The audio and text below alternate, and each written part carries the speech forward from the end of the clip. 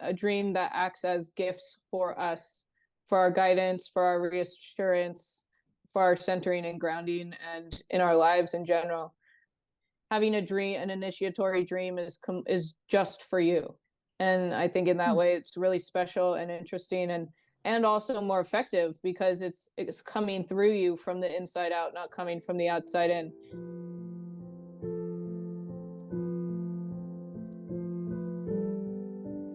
There were children around a family home, and it's a family gathering.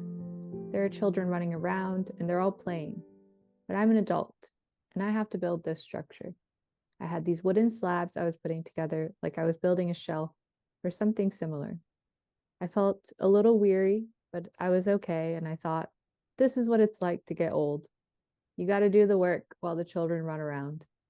And suddenly, I got this ping, this knowing. I looked at this young girl, and I thought to myself, we just do it again and again, because I'm going to get old. I'm going to take on this burden while you guys run around and play. One day, I'm going to be a child again, and I get to play, and you get to do what I'm doing. And I looked to her and said, we really set it up good for ourselves, didn't we? I felt this clarity and satisfaction that life was perfect exactly the way it was. And the cyclical design that we created is immaculately, incredibly, ironically perfect. And when I said it to her, it was like she acknowledged it too. And she smiled at me, and we high-fived each other. Perfect. So what's the title for your dream? High five. Nice. How did you feel when you woke up?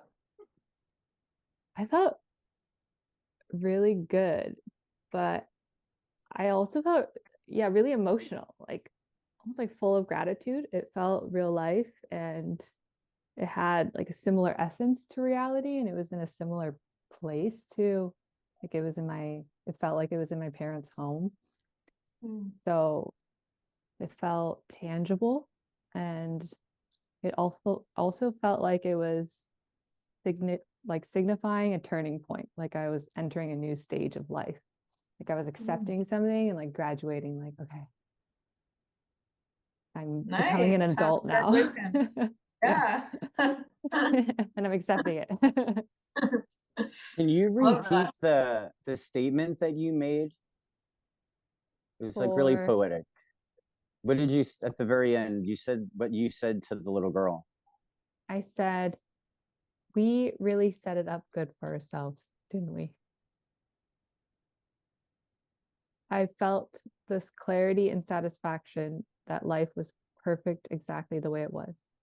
And the cyclical design that we created is immaculately, incredibly, ironically perfect. What a cool thing to say. Wait, did you say all that, or did you say something and then you're just explaining how you felt after you said it? That's what I was trying to figure out. The second part, I was explaining how I felt, because it was just like, okay, gotcha. Yeah, it was such a strong knowing feeling. Like I looked to her, and it was just this like a whoosh of like, whoa. Oh my gosh, like almost like a knowing, like, wow, life is just set up so perfect, like almost like I could recognize like the perfect grand design that we were living. Cool. Yeah, love it. So did you have an intention for dreaming when you went to sleep? I did not. Sweet. So how does could you say how this dream relates to your waking life, and could any part of it happen in your waking future? Her future. So I had recently moved, actually, and I was putting together a shelf for my room. And I was like, it's trying to settle in. I think I'm entering a stage of life where I'm prioritizing more practical things.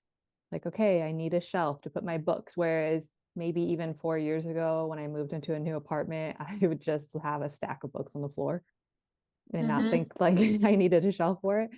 So I feel like the stuff that I didn't think was a big deal just a few years ago, now I'm finally understanding what it's like even to be my mom. Like, oh, it's important to have a shelf, and I should get these nice things for my room. And definitely entering an age where I'm starting to think about having children. So it just feels like I'm finally entering that threshold of actually feeling like an adult. What about, is there any other background context to this dream that's relevant? I did start a new job. So just, I would say I took on a lot of commitment recently. So my like sense of responsibility, my schedule is stacking up. So actually like taking on a lot too, and feeling that weight of responsibility as well. And taking on bigger roles where I feel like I actually have to be more of a manager, like actually have to be more hands-on versus just taking instructions, like stepping up to the plate. Final question. What do you want to know about this dream, if you could know anything at all? I remember feeling like it was just clarity, almost like acceptance of, Yeah. I don't have to feel sad about becoming an adult with all these responsibilities, that it's actually really beautiful that I get to experience this. So it felt like it was actually a gift of acceptance. Fantastic. What a great dream. Sweet. All right, cool. Well, if it were my dream, a couple things that came up again, like, first of all, in a general sense about dreaming, not all dreams are meant to be interpreted and analyzed. To me, this dream isn't one that I would pick apart and try to analyze all the little details of.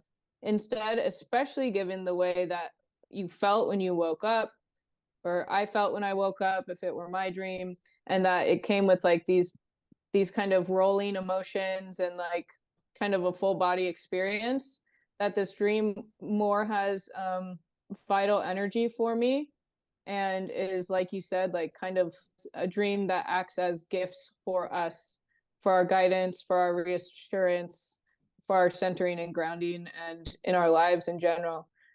It reminded me specifically of initiation dreams. So dreams in a traditional sense being used as a way to initiate men and women into adulthood primarily. And so, and ways that, you either wait for a dream, or you go on a vision quest and you have a vision, or you do mythological reenactment. There's all these different ways that older world tribes or traditions and peoples initiates their younger members into adulthood. But dreaming is like one of the oldest traditions, if not the oldest, and it's one of the most interesting, I think, because it's completely organic and unique to the person. It's not just like a ritual that everybody goes through. Having a dream, an initiatory dream, is just for you. And I think in that way, it's really special and interesting, and also more effective, because it's coming through you from the inside out, not coming from the outside in.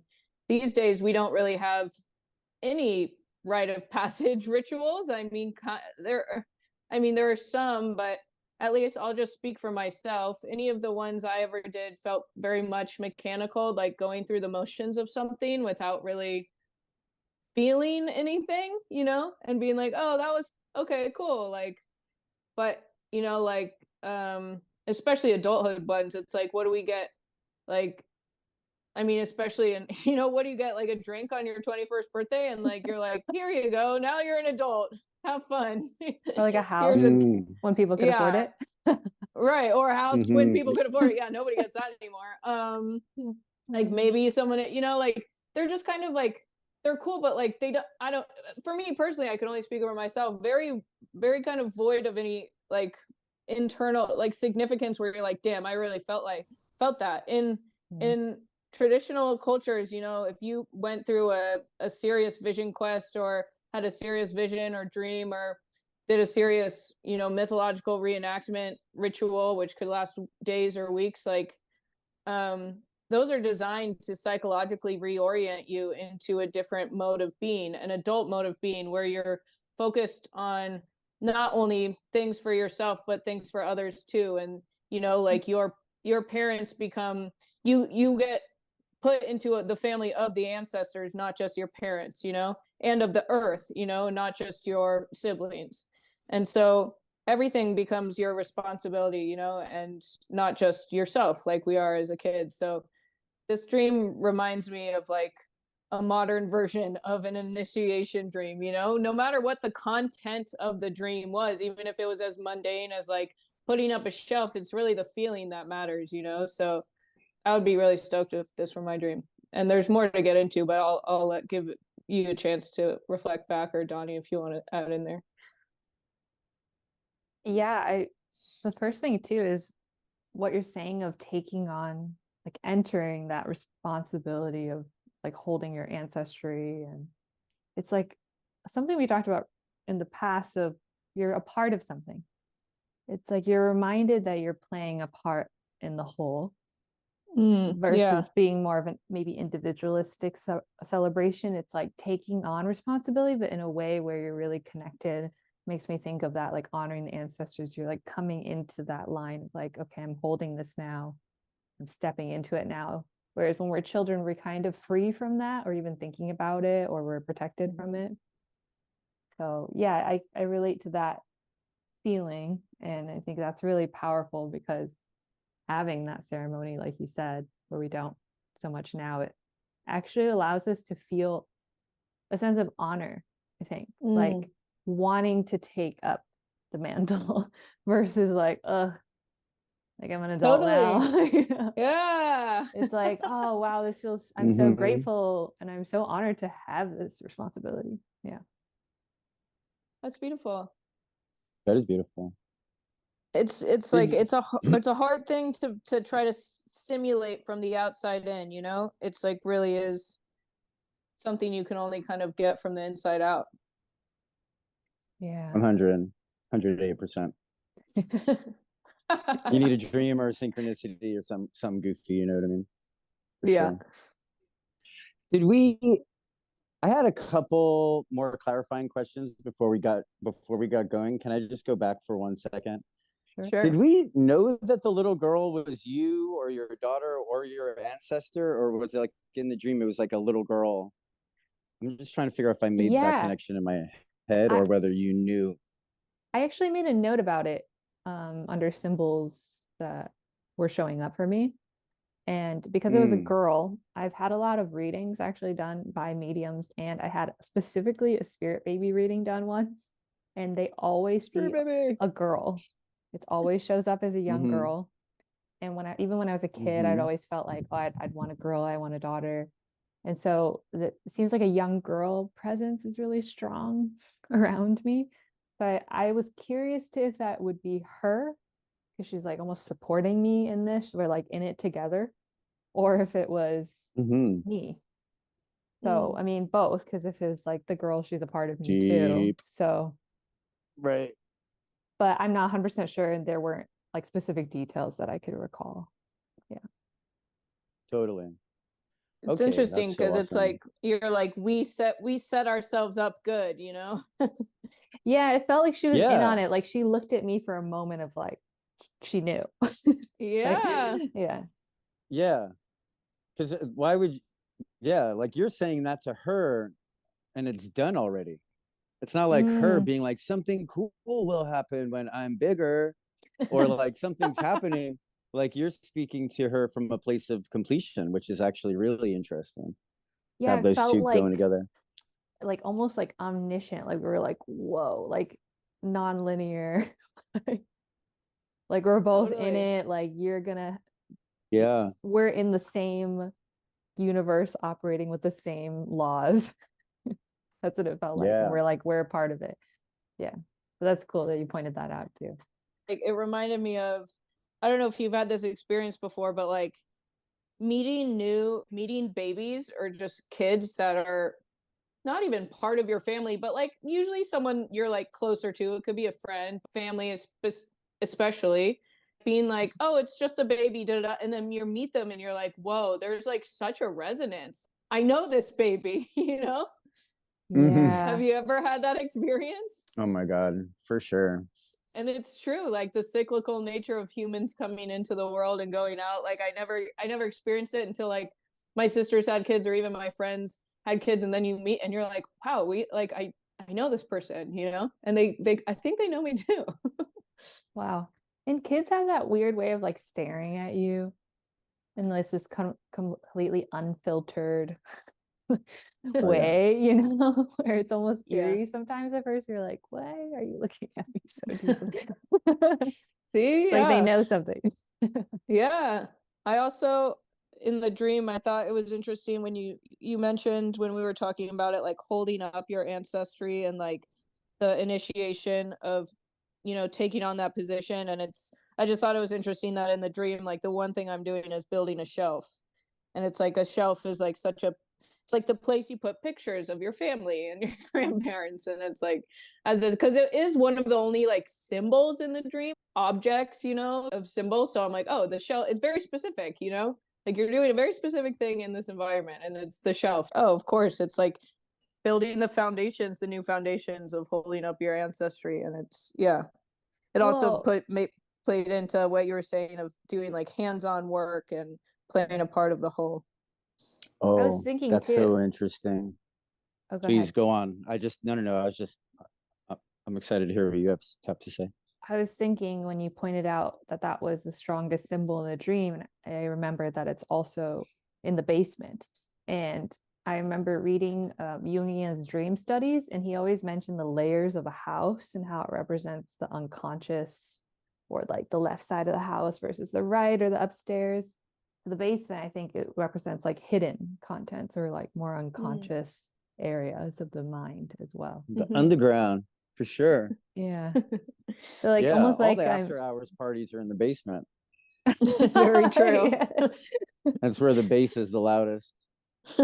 Oh, yeah. It's part of it. But it helps you muffle the bass if you're like in the underground. That's so That's funny. so interesting. That part actually really pops off with the stars. Actually, even the part about the handmaidness and all of that, I actually really see popping on the chart. Great. That's really interesting. Let's get into it. This is a good pathway into the chart. Then we'll flow with that. Yeah. Totally. So like when you're looking, there's a lot of different ways to do dream charts. I try to like keep it really simple, and I've just observed the transit of the moon in particular of that night. This is Sher's Vedic chart that night, March 12th at 5:25. I chose that time because this is the actual like cycle of that night that lined up exactly with your birth chart, if you know what I mean. Your ascendant is 28 degrees of Sagittarius in Vedic. I know that it's Capricorn and Western. No offense. It's just a process. And I love both. This is so this is where your chart, you know what I'm saying, like actually showed up that night. So we can look at the dream that night in the exact cuspal points of your chart, you know. We're going to look at the moon, and then we're going to look at like the 9th house cusp and see what's around. The 9th house is like the seed of dreams. The 9th house is like the seed of higher wisdom. It's like the spot where it goes down. You can look at the 12th house a little bit too. Sometimes for certain kind of dreams, you might even look like more at the 12th house. I'll always take a peek over there. But with this, I'm going to zoom in on it over here. Like this is the 9th cusp, the Roman numeral 9. So then look like right to any activity around that area at the moment of the dream. And then we find K2, the south node, within 3 degrees, like conjunct the 9th house cusp. So we're deep, you know, we have like this deep K2 energy coming through. K2, which is our connection to the ancestors. K2, which does signify the basement. Rahu would be the upstairs. K2 is downstairs. K2 has no head. And then K2 is communicating to us through this star called Hasta, which is a Sanskrit word for the hand. And Hasta is the most handy build do-it-yourself handiwork people, because this exact location, 20 degrees of Virgo, which is what we're looking at here in the constellation of Hasta, is actually where Mercury, the ruler of the hands, is exalted. So we've got K2 coming to us with this like super trippy, mystical, ancestral, coded, alchemical message of trippy liberation, with this like very Hasta oriented message of working with your hands, actually doing it. It's really trippy when that K2 energy mixed with that like hands energy, because usually K2 is just sitting still in a state of like real pure imagination. But when you see K2 get activated by those kind of like physicality inducing stars like Hasta, then it gets like super interesting. And then if you notice, like right across the sky, like boom, here's K2, your south node. So we know, of course, right across the sky would be our north node, Rahu, who's within like 4 degrees of the moon. This isn't far from the from an eclipse, probably. Oh yeah, March 12th. This would have been the new moon before the eclipse, because the sun. Whoa, sorry guys. Oh my god. I got some really weird pictures in there right now too. I've been doing like collecting Shiva photos. Not too weird. Not too I got bad. a lot of yeah. I know, like for me, Shiva right. wanted to come through, maybe. Good crowd. Oh my god, for sure. It's been a very Shiva day. Very Shiva day. So yeah, then we want to look at the moon. I'm just trying to like elucidate how like clear, like I was saying, like we like to look at the moon, we like to look at the ninth cusp, we like to see, like we could like to take K2 into account, and they're all like present for this in like a pretty straight line, you know? K2 at 22 degrees, the moon at 26 degrees, that's a very potent, aspect of each other. And then look how all these other people gather. Like you got Neptune around Mercury and Rahu himself, all hovering around the third cusp, which is like that other, the opposite side, the opposite axis of the ninth cusp. Whereas the ninth cusp deals with like completion of higher studies. That's like getting your PhD. In our case, like in a non-material realm, the ninth house is where you would receive where you would complete initiation. Third house is where you would begin initiation. Third house is the house of initiation. The ninth house is the house of completion of those certain, especially of schooling and as regards to wisdom and knowledge. In particular, for sure. Wow, that's crazy. Sure. Even just that, like even if you just ended on that, I mean, it's like, could you get a more clear? I mean, the message, like the themes of the chart are literally the themes of the dream. Another part that's just one other little layer of detail without getting too like microscopic is if you notice that this ninth cusp and third cusp, they're actually happening in the 10th and 4th sections of the chart. They're actually happening in the 10th and 4th signs. It's just because of the time of year that the sun is not split into like 12 like perfect like 30 degrees, so this time of year, early in the morning, like we're at that like kind of tilt. So whenever that happens, we want to combine. The chart is asking us to combine like 9th and 10th degree stuff and 4th and 3rd cusp things, if you will. To clarify, we're looking at these K2 like 9th cusp combination, but we're seeing it happen in the 10th house. So that's a little, okay, 9th house, graduation and spiritual mystic endeavors, but 10th house is career. So we're being asked to put those two things together, right? 9th cusp occurring in the 10th house is applying 9th house things to 10th house things. Sometimes the 9th cusp can occur in the 8th house. Then we're applying 9th cusp thinking in the 8th house, like healing or transformation or settling a debt or going to court or something gnarly in 8th housey. You know what I mean? So I found that part interesting. And also the part, then we got the 3rd cusp of initiation where the moon is the moon, the dream master himself, is kind of like speaking from this total conjunction with the 3rd cusp. Like the moon is like leaning on that meridian of initiation, like leaning really tight on the 3rd cusp, 1 degree is a lot. Like that's an acute conjunction when you find 1 degree. And it's also got enough room to breathe, though. Both in the same exact degree, it creates warlike, not war, but it becomes so combustible that it's not a gentle dream about a cute young girl you have a spiritual bond with, maybe. Yeah. So then, yeah, just reflecting on that of taking initiation and dealing with those third house issues of initiation and communication and higher speech, and moving them into the home, moving it into the 4th house, doing those things in the 4th house. Wow. Like work from home by hand kind of connection here. I don't know if we're not talking about careers or any of that stuff at the moment, but there's so much of home, career, spirituality, and doing it from home, like doing it from the temple, you know. All my jobs are home based. Oh, good. Yeah, I mean, it's crazy that the 9th is leaning on to the 10th house too, because in the background context about this dream, you're talking about career and the jobs you've been taking on, like doing more hands-on stuff at work.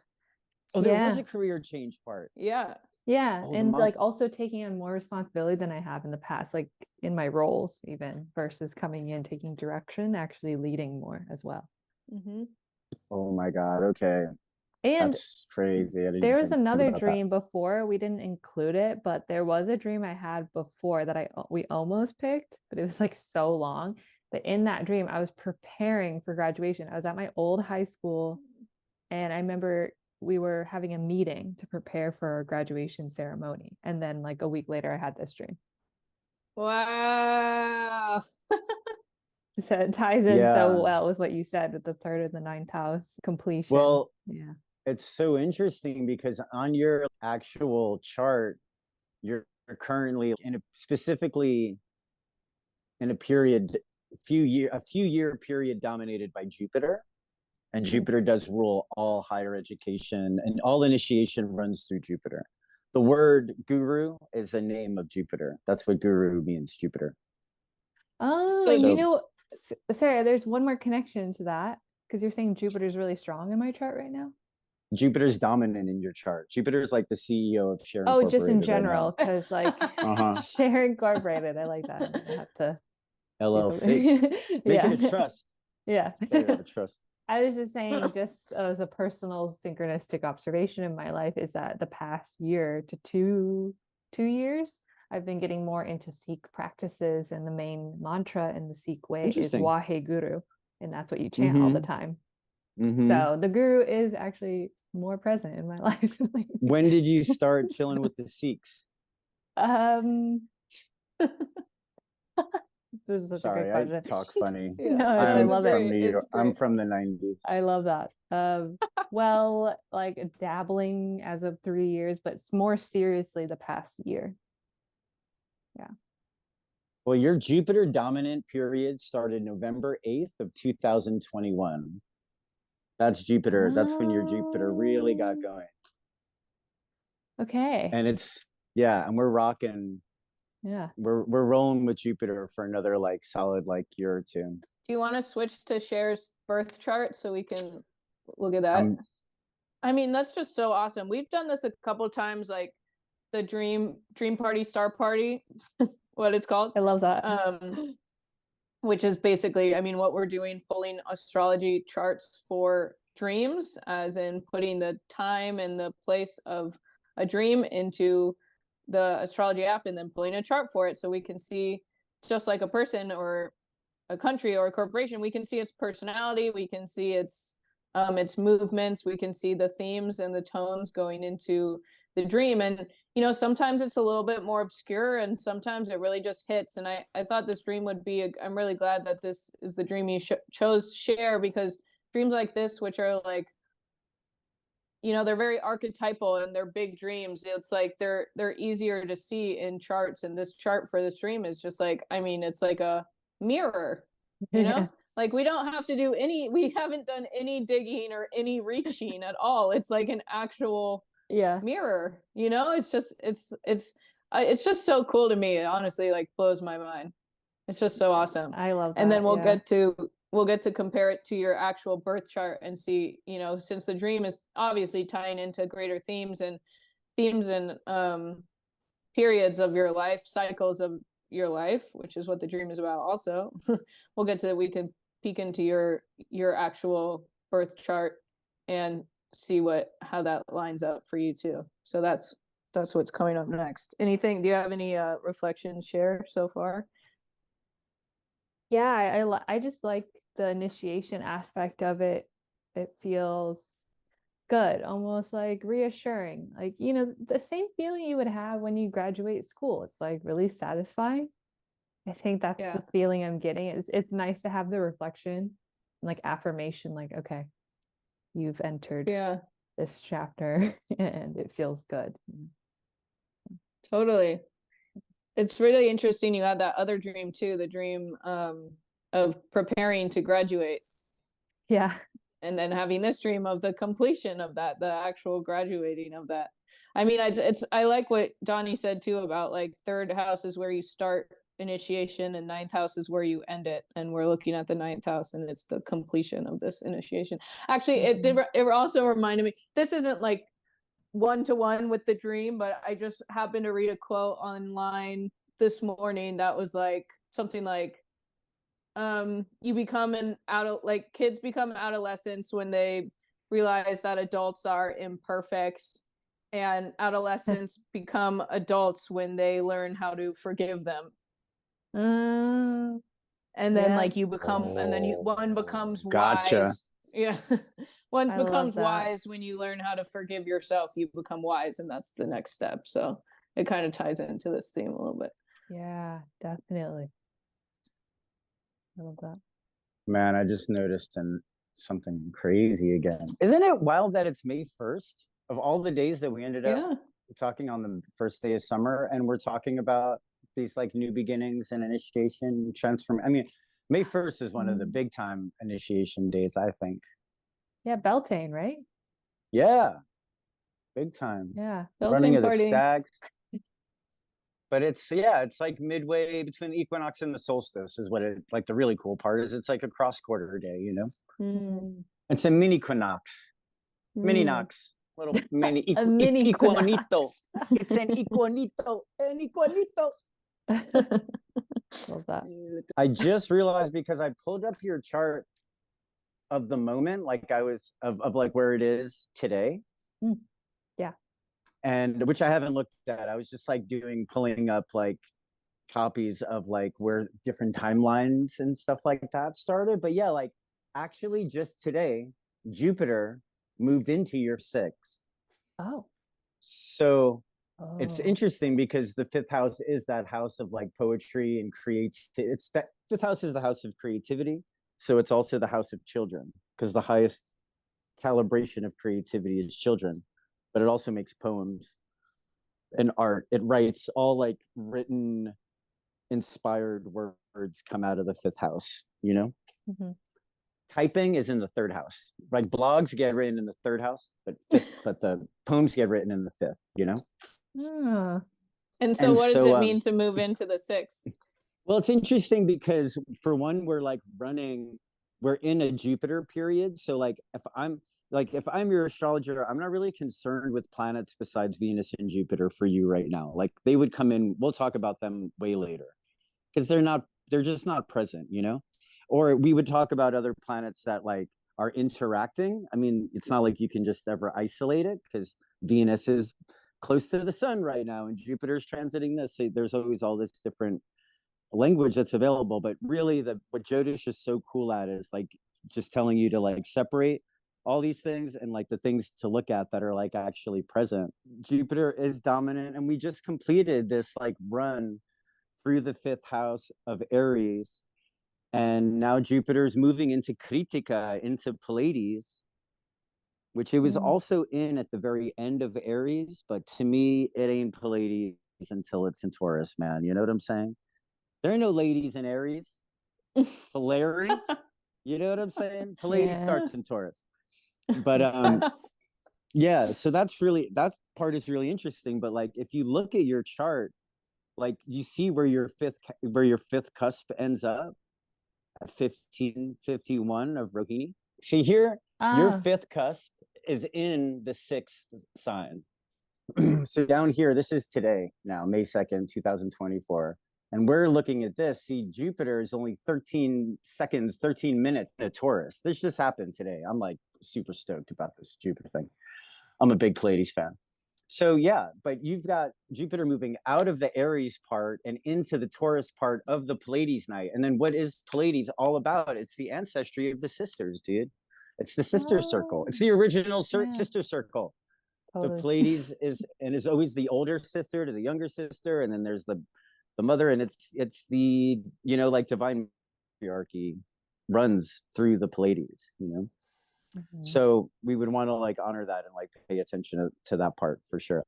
Even though you had the dream all these days ago, but what are the chances that we end up bringing it like to the stars on the day that Jupiter, the guru himself, is in training at the Pleiades? You know, Jupiter gives Pleiades results. The Pleiades don't give Jupiter results. Right. So I just wanted to throw that in there because of the like divine feminine theme, and children are a fifth house thing. So Jupiter is in your sixth sign of Taurus, but he's still going to be in your fifth house for that whole other 15 degrees of Taurus, which is like basically like another year. Oh, okay. You'd be trying to get pregnant. Trying to get yeah, if we were in India, you'd be trying to get pregnant and you'd be asking for Jupiter mantras and Jupiter spells and things like that to do while Jupiter transits your fifth house. I don't get into all of that kind of stuff that much, but I would just say this is a wonderful time to contemplate and like breathe into all of those ideas that you have around that area of your life. That's actually quite relevant within a whole new context. Yeah, within the context of having graduated. And even at this time, I would have been like, play the part of it. Be like, all right, well, if I'm Jupiter, I just made my way out of Aries, not dealing with the sun and Venus anymore. I'm all alone in Taurus. Pretty beautiful. Let me stretch my legs a little bit and get into this Taurian energy, which is, again, Taurus is more Venus energy. Taurus got a lot to do with the house. You know what I mean? Like you're born in the first house in an Aries. There's nothing going on. It's like a desolate area. And Taurus is where we build our first house. Like Taurus is where we're really foundational place. Yeah. Aries is the fire that gets it started. You know what I mean? It's not really all about like, I don't always try to time things like with Aries. I think they'll just get burned up. It's like, yeah, it's the beginning, but it's really combustible, bro. Like shit doesn't even mellow out until Taurus. And even then you need to get like 10 degrees into Taurus before that even starts to chill out. Before you can put up shelves? Before you can put up shelves, man. You can't be putting up shelves up in the middle of Aries. It's a battle zone. Yeah, it's almost like honoring it now because it's like I'm ready to actually like it's like physically coming. So now it's like an honoring of it, and now it's like coming into actual manifestation. Whereas it's for sure in the fires for the past month. For sure. Yeah, you got a lot of like feminine energy popping in your chart right now. A lot of like sisterhood type yin, water, earthy energy, you know. It's cool. I think it's really beautiful. Only, like we said earlier, you know, like only the dream master can serve up like a metaphor so precise. You know? It's not like, oh well, did we have a connection? Like you woke up feeling amazing. Even like the note to self was like super poetic with these like multi-syllabic words. Like, what a note to self, you know? Note to self, everything's unraveling in perfect proximity to the divine creator and the sacred geometrical. I was like, what's going on? Yeah. So yeah, that's really interesting. Really interesting stuff. Great dream. How long was Jupiter in her fifth house?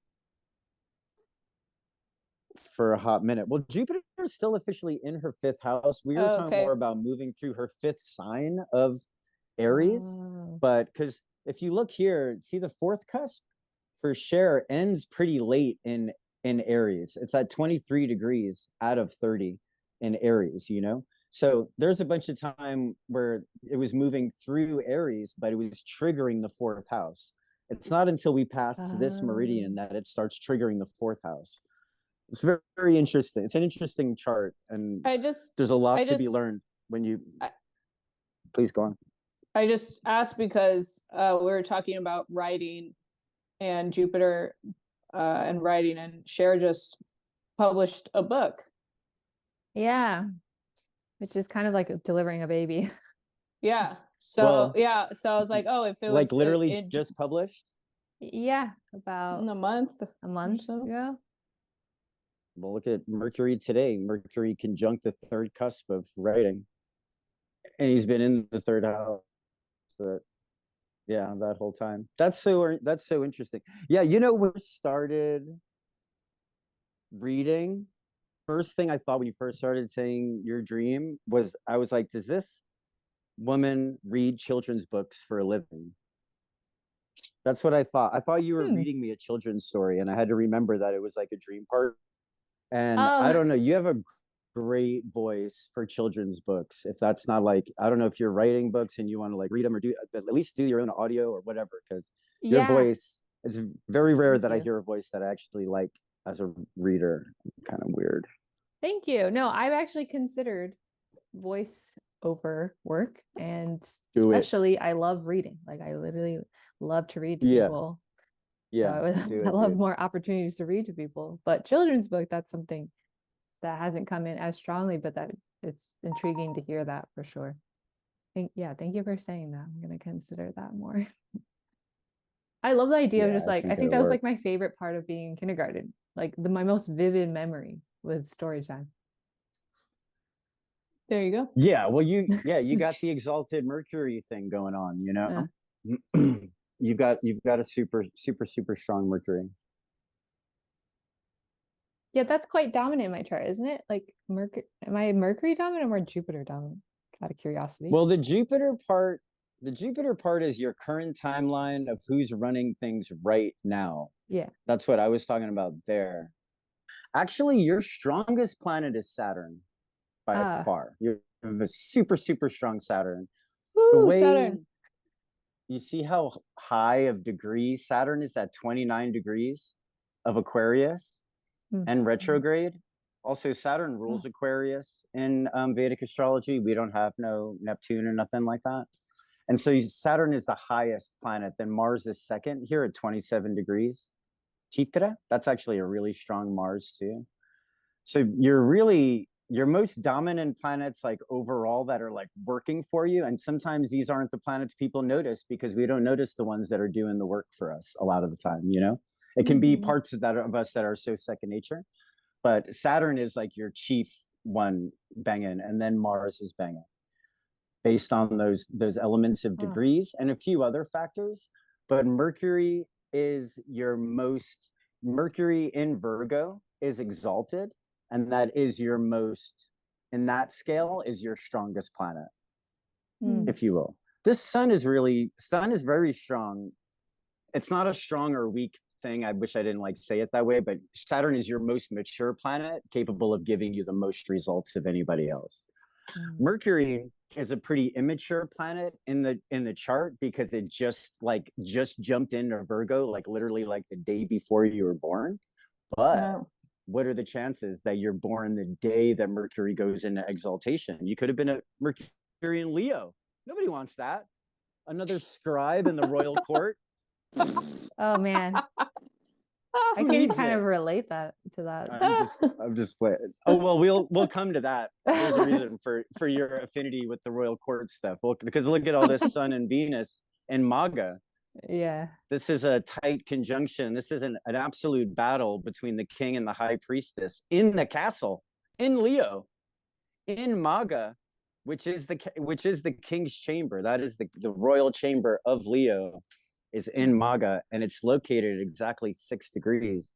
So all of this is happening like literally in the hallway outside of the king's chamber, this Venus Sun thing. And this would be a very, very potent theme that I'm sure manifests in a lot of interesting ways for you that I'm already picking up on. But yeah, your chart's so interesting because this really strong Saturn, this really strong this Mars and Mercury combination in Virgo creates a published author at times, which in your case it already did. Hello, because Mars rules the ink. It's really trippy. I learned this from one of my teachers because I would see all these people with really strong Mercuries that aren't like published, like friends I know that I'm like such a good writer. And then it's like, Mercury only does the words. Mars rules the ink. Mars rules the ink. So you need the publishing the publishing is a publishing press, and that's like a machine. So when it goes into the machine world, machines are actually have a lot of Mars involved because they all run on fire. And so that combination of Mars and Mercury in the 10th house is so strong for writing.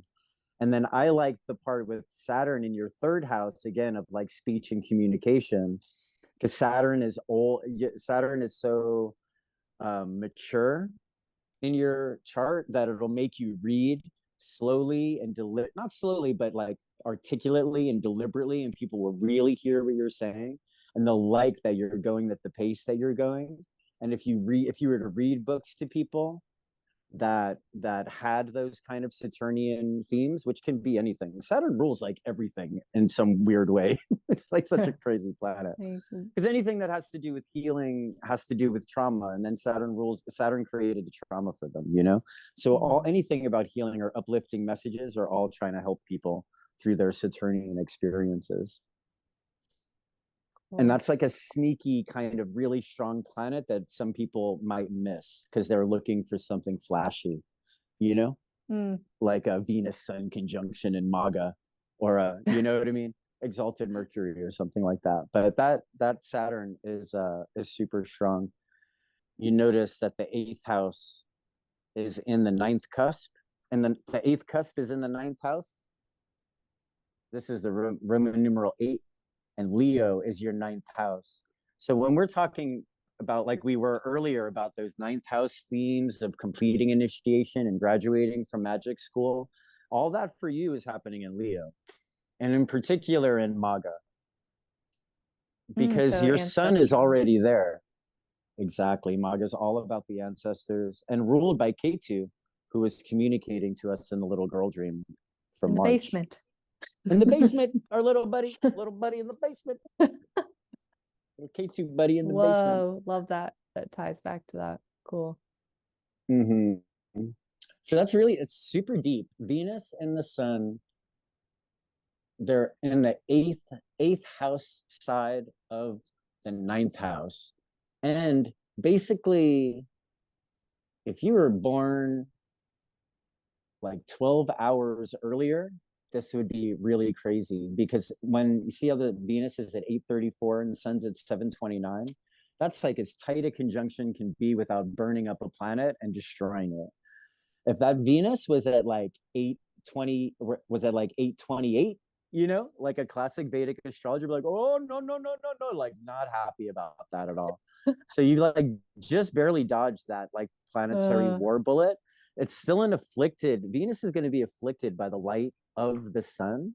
But dude, check out this theme. Basically what happened here on this chart is that we're looking at moments after a 9th house battle between Venus, the high priestess, and Sun, the king. And Venus won. Wow. Venus won, but not without taking her licks. Like the high priestess will not assume power over the kingdom from a king without, she's not just going to walk out of there.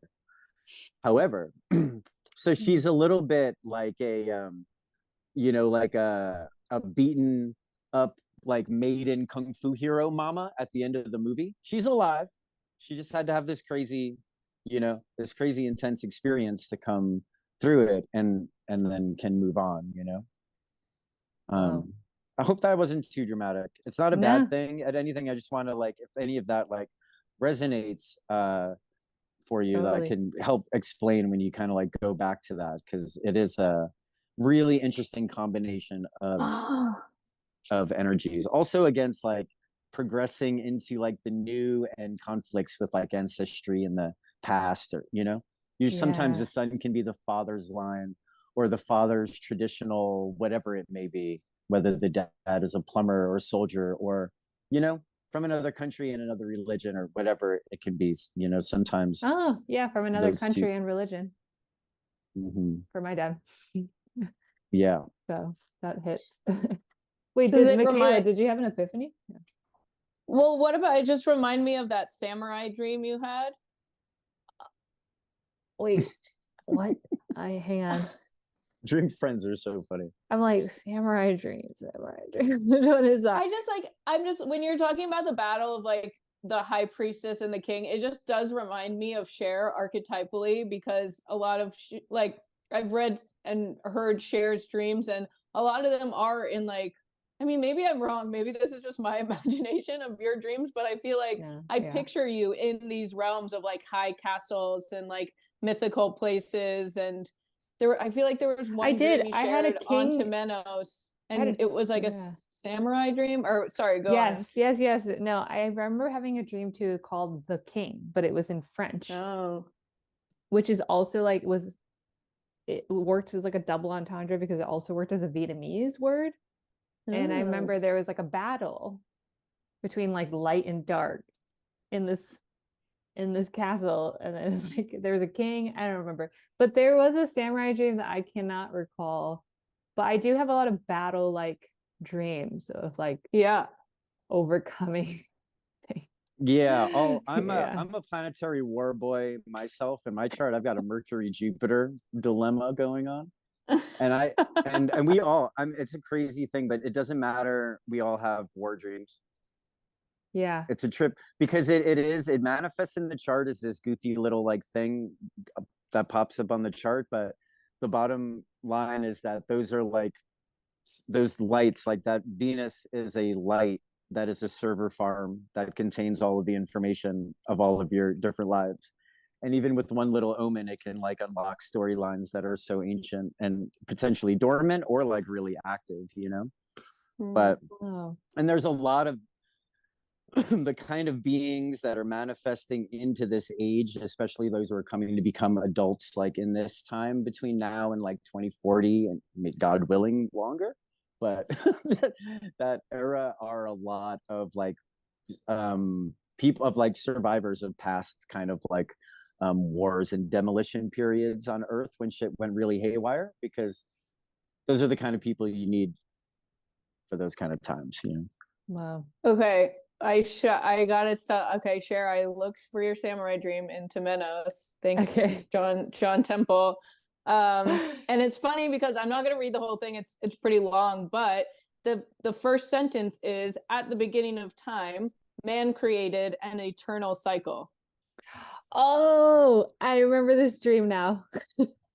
We grieve one another over and over. So it's just really interesting because the first topic we talked about in the dream featured here today is cycles and the cyclical nature of life. Yeah, it was another cyclical dream and that one was like about grieving, like how killing and being killed was also a never-ending cycle.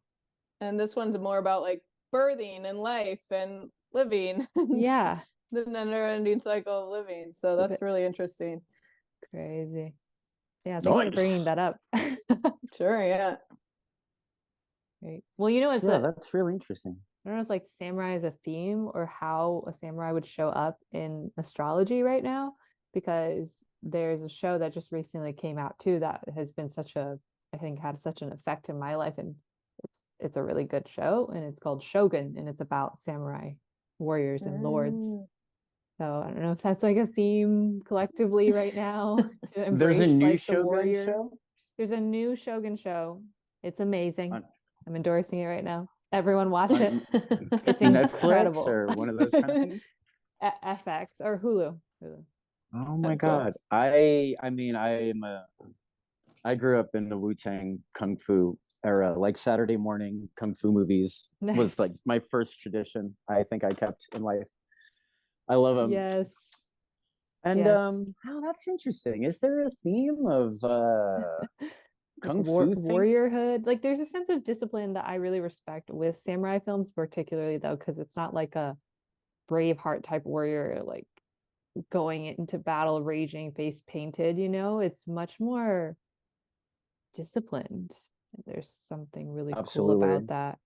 Yeah. I have a whole theory that I have no idea how to prove, unfortunately.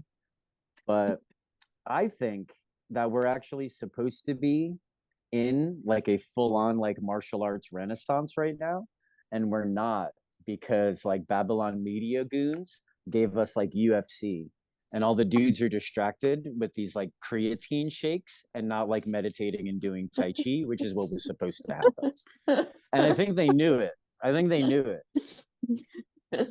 I mean, I'm not even playing. there's a small like bubble of people doing Tai Chi and meditating. I know a few, I know, you know, but so not enough. yeah.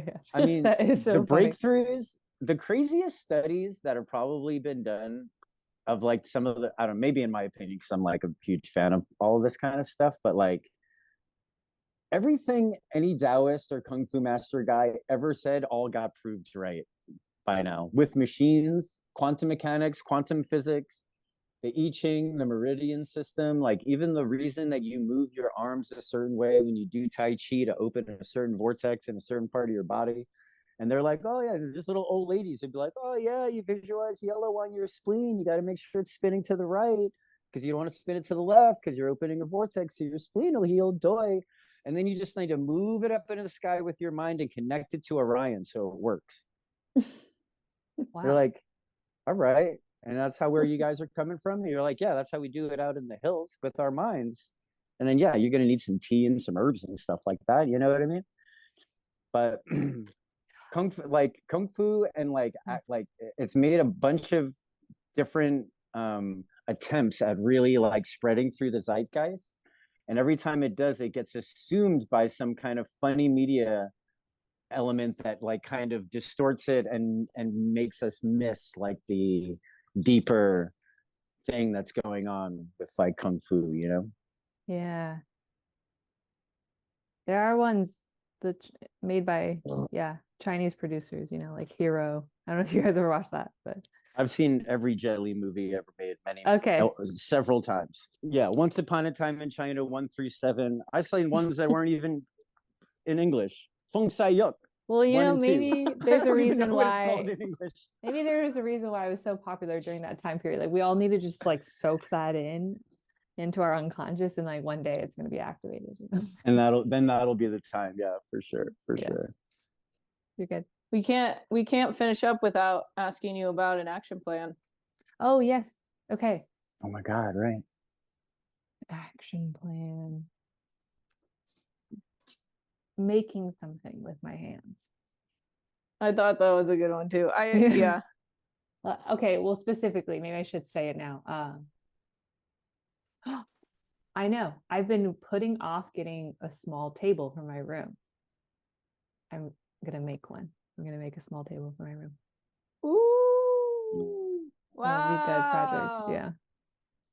I love that. And I love having little like objects too that actually stay in a place that I am looking often so that you can be reminded of the dream, you know? Like a totem. I love that. Yeah. Dream totem. That's cool. Practical. Your initiatory dream totem. Yeah. Oh, I'm excited. Well, Jupiter table. A Jupiter thing. Maybe I'll inscribe it. I'll inscribe it. You can put it in the Northeast. Yeah, just Jupiter mantras. Oh, you say Northeast? You can put it in the Northeast if you want. That's Jupiter's direction. I'm pretty sure. I'm gonna take note of that because I was looking at the direction of my room recently. Northeast. Okay.